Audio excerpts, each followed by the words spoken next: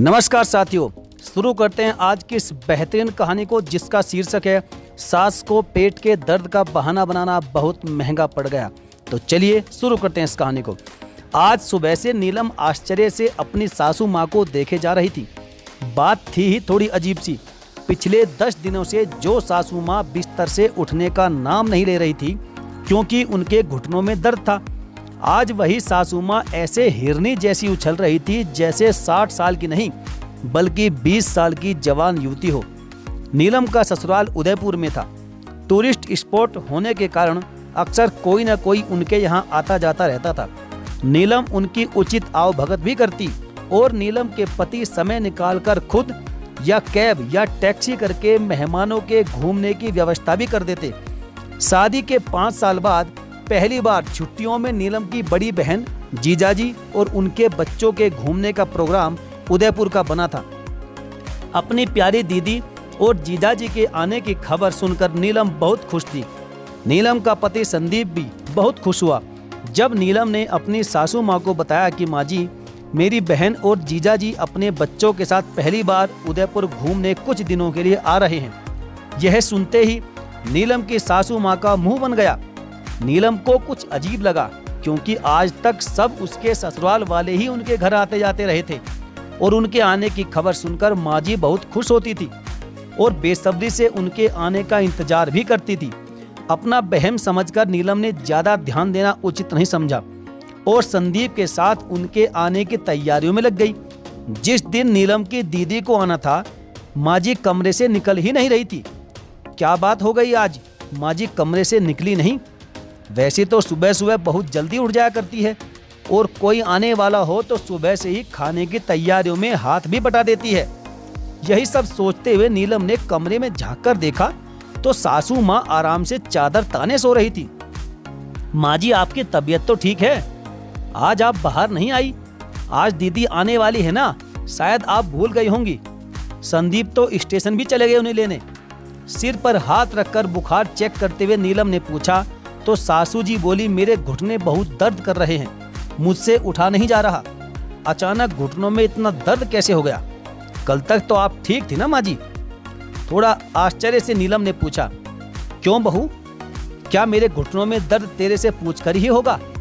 अब दर्द है तो आता जाता रहता है ना। सासू माँ को नाराज होता देखकर नीलम झट से बाम लेकर आ गई। अरे आइए ना माँ जी, मैं आपके घुटनों पर बाम लगा देती हूँ, थोड़ा आराम मिल जाएगा। फिर आप मोनू को थोड़ी देर संभाल लेना ताकि मैं जल्दी से नाश्ते की तैयारी कर लूं। सबको भूख लगी होगी। नीलम की बात सुनकर सासू माँ बोली, बोला ना कि मेरे घुटनों में दर्द है, अब मुझसे नहीं होगा कोई काम वाम और ना ही मैं मोनू को संभाल पाऊंगी। नीलम को गुस्सा तो बहुत आया लेकिन घर का माहौल खराब ना हो इसलिए उस समय पर वह चुप रह गई। संदीप स्टेशन जाकर सबको घर ले आए। नीलम खुशी खुशी अपनी दीदी और जीजाजी से मिली। बच्चे तो मौसी मौसी कहकर सीधा गोद में ही चढ़ गए। सबको कमरे में बिठाकर मोनू को संदीप को पकड़ा दिया और जल्दी से रसोई में चाय बनाने भागी। पीछे से दीदी भी आ गई और बोली, अरे नीलम, मौसी जी कहाँ हैं? मिल लेते हैं उनसे भी। तब तक संदीप माँ जी को लेकर कमरे से बाहर आ गए।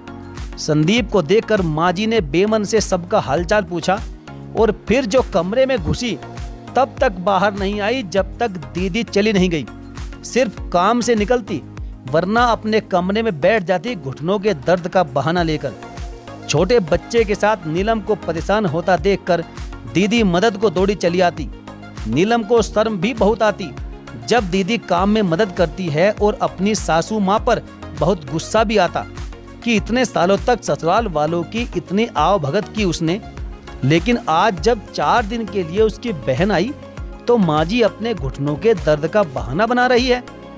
4 दिन बाद दीदी चली गई। बहन के जाने से नीलम उदास हो गई थी।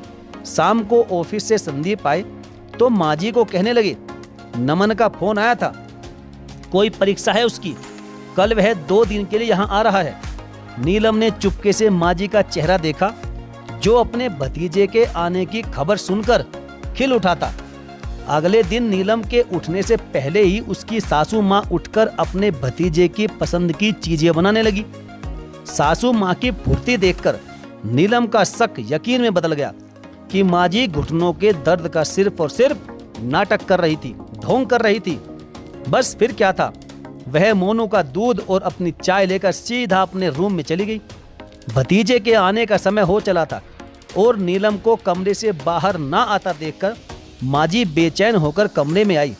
अरे बहू, नमन आ रहा है, थोड़ी तैयारी मैंने कर दी है, बाकी तुम देख लो। माजी, मुझे कमर में बहुत दर्द है, आप खुद देख लेना, आखिर आपका भतीजा है। अरे बहू, कल तक तो तुम ठीक थी, आज इतना दर्द तुम्हें कैसे हो गया? वैसे ही माजी, जैसे आपके घुटनों में दर्द हुआ था। अब दर्द का क्या है, कभी भी आ जाता है और चला जाता है। नीलम की बात सुनकर उसकी सासू माँ को काटो तो खून नहीं जैसा हाल हो गया, लेकिन अब कहती भी क्या बेचारी। माजी, जाते जाते दरवाजा लगा देना, मोनू सो रहा है। और नीलम ने तुरंत चादर तान ली और माजी मुंह लटकाकर अपने भतीजे की सेवा करने के लिए कमरे से निकल गई। तो साथियों, आपकी राय में क्या नीलम ने अपनी सासू के साथ सही किया या गलत किया? आपकी जो भी राय है आप हमें नीचे कमेंट करके जरूर बताएं। और यदि आपको वीडियो थोड़ा भी अच्छा लगा हो तो साथियों, इस वीडियो को लाइक करें और सभी के साथ शेयर जरूर करें। ज़्यादा से ज़्यादा लोगों तक इसे पहुंचाइएगा और ऐसी ही प्रेरणादायक कहानियों के लिए हमारे चैनल को अभी सब्सक्राइब करके बेल आइकन को जरूर प्रेस कर लीजिएगा। तो चलिए साथियों, मिलेंगे फिर और किसी बेहतरीन कहानी के साथ। तब तक के लिए धन्यवाद। जय हिंद।